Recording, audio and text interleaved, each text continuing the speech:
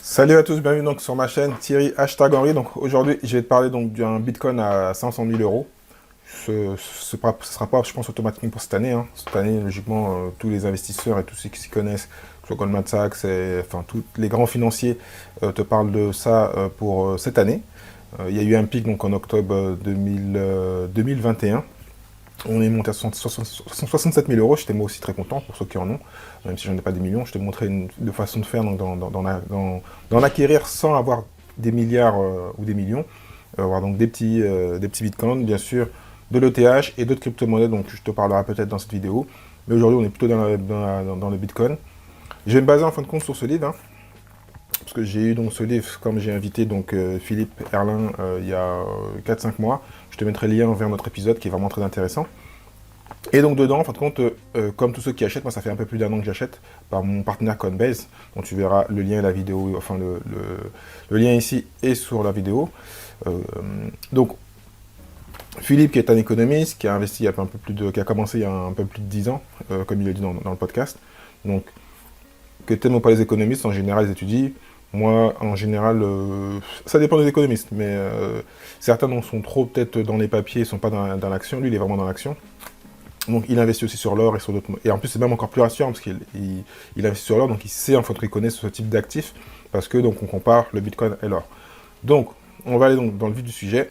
Et la première raison donc qu'il indique par rapport à cette croissance qui va arriver, qui existe depuis longtemps, parce qu'on a déjà donc un track record depuis 10 ans pour le Bitcoin, même largement, parce que c'est on va dire 2008-2009. Et donc on a précisément 13-14% donc de, de, de, de tableaux, on va dire, hein. Soit moi je suis pas ni un investisseur ni un économiste professionnel, donc je vais pas te sortir tout plein de tableaux, de faire des trucs, donc au moins ça va être simple.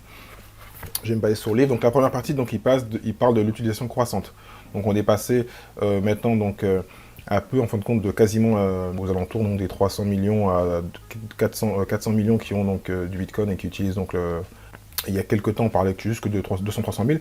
Techniquement ça ressemble à ce qui se passait avec Internet, où il y a eu au début donc un peu de temps pour que ça arrive. Ensuite, tout le monde s'y est mis donc vers là. Si on compare, on est dans la période 98, 99, 2000, où tout doucement les gens ont commencé à acheter des PC, à se mettre sur Internet, à prendre les abonnements, ça faisait c'était pas terrible, qui est une époque que j'ai connue parce que j'ai 46 ans. Et donc tout doucement les gens s'y sont mis. Et après donc il va y avoir la période où il va y avoir donc plus donc de moteurs de recherche et plus donc en fin de compte de gens qui vont utiliser la carte sur les sites comme Amazon et autres. Là, c'est pareil. Tout le monde s'inscrit sur les plateformes. Partout où on va, je discute. On parle de Bitcoin, on parle donc de crypto-monnaie. Un peu trop de crypto, un peu trop de... Dernièrement, j'ai une personne qui dit ah, j'ai une carte crypto. Je vois pas l'intérêt. Mais chacun son truc, hein. Je veux pas juger. Moi, c'est juste vraiment comme de l'or. J'achète du Bitcoin tous les mois, automatisé sur ma plateforme Coinbase. Je prends aussi un peu de TH et d'autres comme Solana, Cardano, enfin voilà. Après, chacun son truc. Moi, je vais pas donner de conseils par rapport à ça, à part pour le Bitcoin et le TH. Après, le reste, vous faites ce que vous voulez. En plus, actuellement, donc on est enfin, depuis un petit bout de temps, on est en période d'inflation. Malheureusement, la guerre aussi. Et que les Russes qui pourront peut-être même utiliser le Bitcoin, donc je pense à commencer, mais je parle plutôt de l'État, si on leur coupe les vives, le système SWIFT. Donc on est vraiment là pour vraiment protéger donc, ces actifs. Et en plus, c'est facile d'accès. Et donc facile à stocker comparé à l'or. Parce que si on compare actuellement, l'or a augmenté, mais pas tant que ça.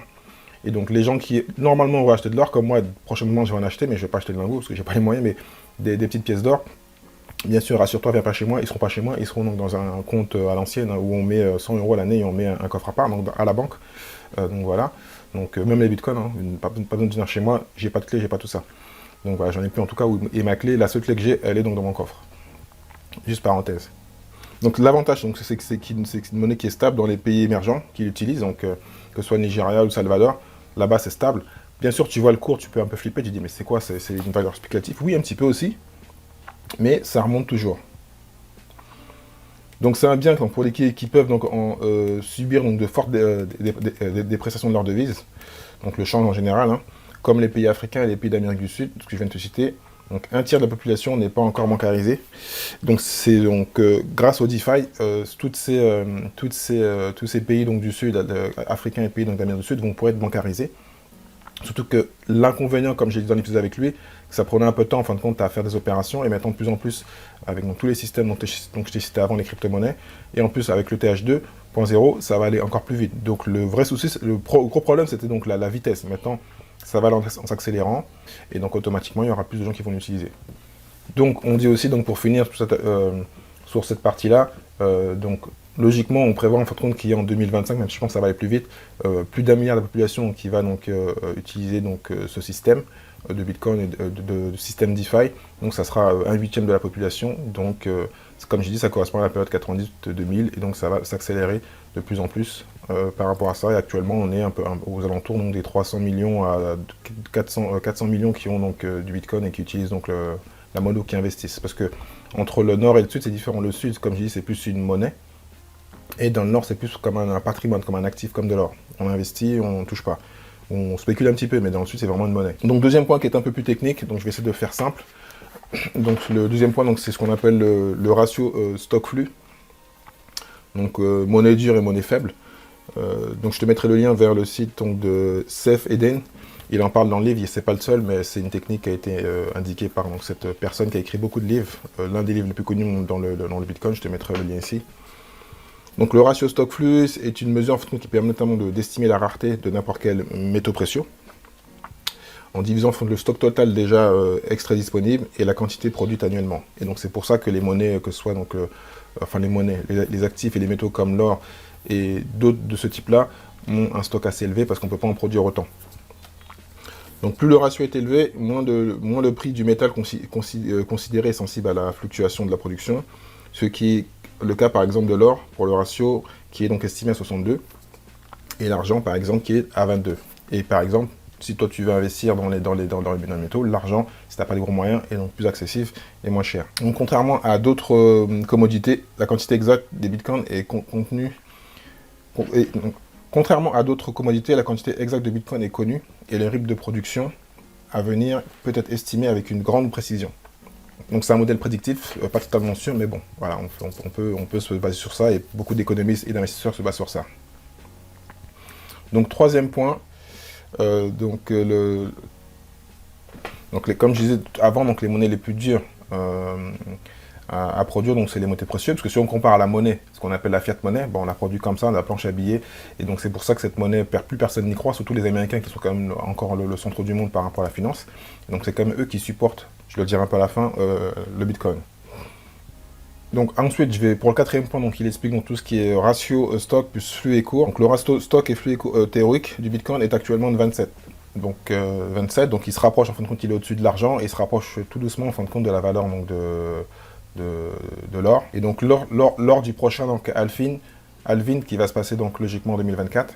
Il y en a eu un dernièrement, donc il passera à 56. Donc le Bitcoin se rapprochera donc alors du niveau de dureté de l'or, qui est un ratio, comme je disais, donc de 62. Donc c'est des petits détails. Après, qu'on soit économiste ou pas, qu'on aime la finance ou pas, voilà, on peut soit acheter un peu comme un fou, sans vraiment avoir donc de data, et là on se base sur ça, ça peut être rassurant, même s'il y a des limites, donc je vais te dire après. Un autre risque qu'il indique dans son livre, que je remonte ici, voilà le Bitcoin, et c'est la partie ici, hein.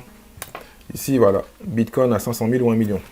Comme ça, si tu veux, tu iras directement au chapitre pour avoir plus d'informations. Donc, le risque d'étouffement par les États, c'est qu'on l'a vu donc actuellement, donc toutes les banques et tous les systèmes centralisés, donc la BCE et autres, ont un peu peur. Ils essaient eux-mêmes donc de créer leur monnaie. Et donc, à un moment donné, ça peut bloquer de ce côté-là. Parce que même si on a un système financier qui semble libre, il y a toujours les politiques ont un pouvoir, une mainmise donc sur tout ce qui est finance, et ils aiment contrôler. Ils aiment donc, que tout se passe par eux, pour pouvoir aussi donc imprimer comme ils veulent et faire comme ils veulent dès qu'il y a une crise. Ils font un peu ce qu'ils veulent. Donc on ne va pas rentrer dans le détail un peu technique, même actuellement, tu le vois avec la Russie, hein, comme ça d'un système, tout le monde s'est mis contre donc, la Russie, ce qui est logique, mais ils veulent couper les vivres avec le système SWIFT, qui est un système général, mais dominé par les politiques. Là, techniquement, les politiques n'ont pas leur mot à dire, c'est pour ça qu'ils veulent créer leur monnaie numérique.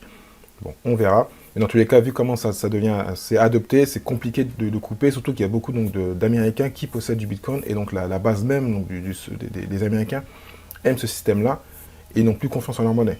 Donc déjà, si ça passe par eux, ça devient tout doucement avec nous, Et puis ça va peut-être se faire aussi avec la Russie si les gens ont un peu peur, ils vont peut-être prendre du Bitcoin, des crypto-monnaies et se rassurer par rapport à ça, parce que c'est facile d'accès. Pour acheter de l'or, même moi si demain je veux, je peux, mais c'est un peu compliqué, ça prend plus de temps, il faut savoir le stocker.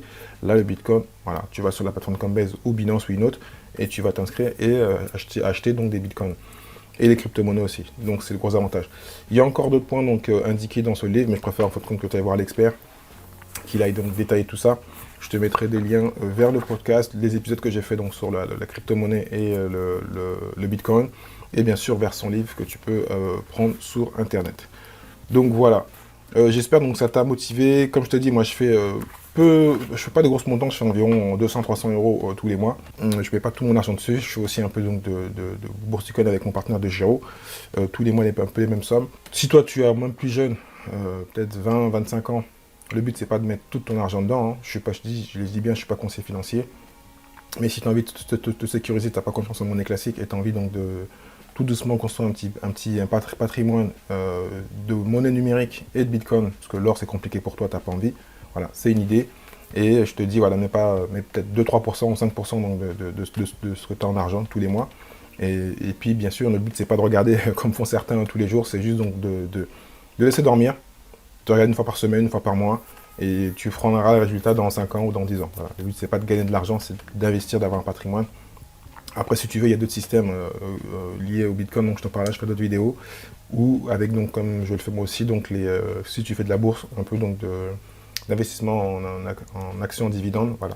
Donc c'était pour toi, j'espère que ça t'a plu, donne-moi mets des commentaires si tu as des questions ou des choses à partager, ou des convictions, ou le contraire, je pense que c'est des conneries, que ça arrivera jamais à 500 000, voilà. Je te dis à très bientôt, ciao ciao.